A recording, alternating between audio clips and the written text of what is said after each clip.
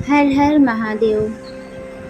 दोस्तों, सावन का पावन महीना भगवान शिव की आराधना का सबसे शुभ समय माना जाता है। कहते हैं इस पूरे महीने में करोड़ों श्रद्धालु शिवलिंग पर दूध, बेलपत्र, जल, धतूरा आदि अर्पित करके भोलेनाथ का आशीर्वाद प्राप्त करने की कोशिश करते हैं। लेकिन क्या आप यह जानते हैं कि कई बार ऐसा होता है, हम श्रद्धा तो पूरी रखते हैं पर अनजाने में हमसे कुछ ऐसी गलतियां हो जाती हैं जिनसे पूजा की मर्यादा भंग हो सकती है।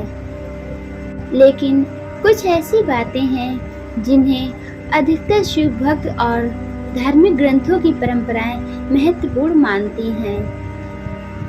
दोस्तों, आज हम जानेंगे सावन में शिवलिंग की पूजा की 5 ऐसी बड़ी गलतियां जिन्हें हम न करके अपनी पूजा को और अधिक श्रद्धापूर्ण बना सकते हैं। वीडियो को लास्ट तक देखिएगा क्योंकि आखिरी गलती सबसे महत्वपूर्ण है।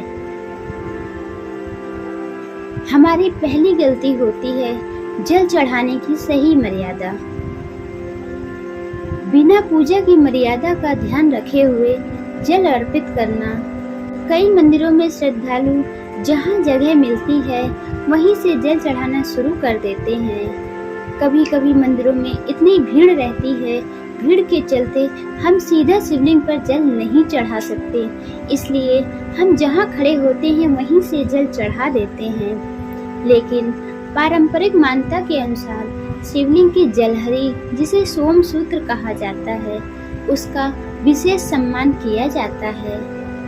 मान्यता है कि जो जलहरी होती है, जिस भाग से अभिषेक का जल बाहर निकलता है, उसे कभी लांघना नहीं चाहिए। उसके ठीक सामने खड़े होकर पूजा करना उचित नहीं माना जाता है। यदि मंदिर में व्यवस्था हो तो वहीं के पुजारी द्वारा बताए गए नियमों के अनुसार जल अर्पित करें, यही सबसे उत्तम तरीका होता है। गलती नंबर 2, शिव जी पर कुछ ऐसी वस्तुएं हैं जिनको अर्पित करना वर्जित है। वैसे तो भगवान शिव अत्यंत सरल और शीघ्र प्रसन्न होने वाले भगवान हैं, लेकिन फिर भी पूजा में कुछ वस्तुओं से बचने की परंपरा रही है। कुछ मान्यताओं के अनुसार शिवलिंग पर तुलसी दल अर्पित नहीं किया जाता है। केतकी का फूल भी सामान्य रूप से शिवलिंग पर नहीं चढ़ाया जाता है, क्योंकि उनसे जुड़ी एक बहुत पुरानी कहानी है। शिवलिंग पर हमेशा ताजे और बिना टूटे हुए बेलपत्र अर्पित करना चाहिए।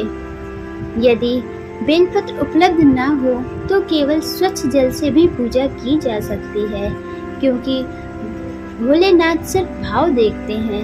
आपके पास किसी भी वस्तु का होना या ना होना उनके लिए जरूरी नहीं है। गलती नंबर 3,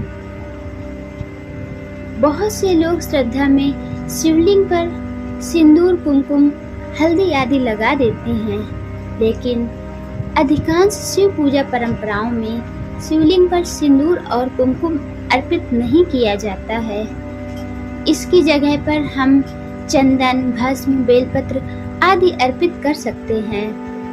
यदि किसी मंदिर की या आपके इधर की कोई अलग परंपरा है तो उसके नियमों का पालन करना चाहिए।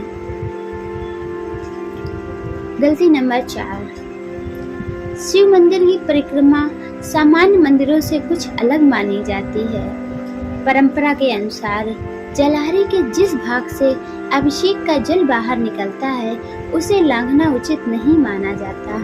इसी कारण अनेकों शिव मंदिरों में भक्तिपूर्ण प्रदक्षिणा करने की बजाय जलहरी से ही वापस लौटते हैं।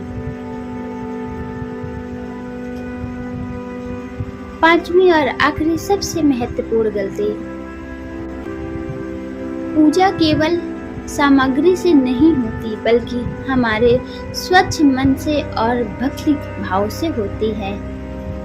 सावन का महीना संयम, सेवा और आत्मचिंतन का समय माना जाता है। यदि मन में क्रोध हो, ईर्ष्या हो, अहंकार हो या किसी के प्रति द्वेष हो तो पूजा का वास्तविक आनंद नहीं मिल पाता। सात्विक भोजन करिए, मधुर वाणी बोलिए, सत्य का पालन करिए और ओम नमः शिवाय का श्रद्धा पूर्वक जाप करिए। यही भगवान शिव की सच्ची आराधना है। दोस्तों, ये थी सावन में शिवलिंग पूजा से जुड़ी 5 महत्वपूर्ण बातें जिनका ध्यान रखने की सलाह अनेक धार्मिक परंपराओं में दी जाती है। याद रखिए, भगवान शिव केवल भाव के भूखे हैं। यदि आपकी श्रद्धा सच्ची है और आपका मन निर्मल है, स्वच्छ है, तो महादेव आपसे जरूर प्रसन्न होंगे। तो इस सावन ध्यान रखिए, सच्चे भाव से भगवान की पूजा कीजिए। महादेव आपकी सारी तकलीफें दूर करके आपके जीवन का कल्याण करेंगे। अगर आपको ये जानकारी उपयोगी लगी हो तो वीडियो को लाइक करें, अपने परिवार और मित्रों के साथ साझा करें। हमारे चैनल को सब्सक्राइब करना ना भूलें। कमेंट में पूरी श्रद्धा से लिखें हर हर महादेव। महादेव आप सभी पर अपनी कृपा बनाए रखें। हर हर महादेव।